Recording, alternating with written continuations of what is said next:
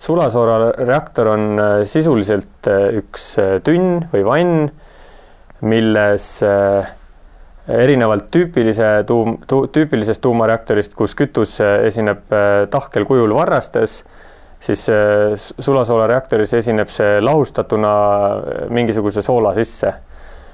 Ei ole tegemist mingi eksootilise soolaga, vaid tihtipeale on täiesti lauasool tüüpi soolaga, mis on hästi puhastatud. Sinna siis sulatatud tuumkütus, mis keerleb või liigub reaktoris ringi ja milles toimuvad tuumareaktsioonid teatud reaktori piirkondades siis. Ja sellesse tünni, sellesse sulasoola vedelesse liikuvasse soola on siis asetatud otse aurugeneraatorid, milles toimub auru genereerimine, millest hiljem siis elektrit saab toota. Ja sulasoolareaktor midagi keerulisemat selles mõttes ei olegi.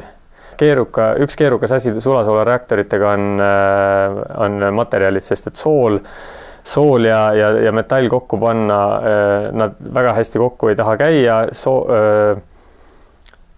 Maakeeli öeldes metall võib ära roostetada, korrodeeruda, kui ta on pidevalt kokkupuutes sooja soolaga ja samuti, kui see sool liigub, siis seal võib ka esineda erosiooni, ehk siis materjalide osas tuleb veel natuke vaeva näha, et nad peaksid vastu 40, 60, 80 või 100 aastat, nii palju kui me tahame, et tuumareaktorid potentsiaalselt vastu võiks pidada.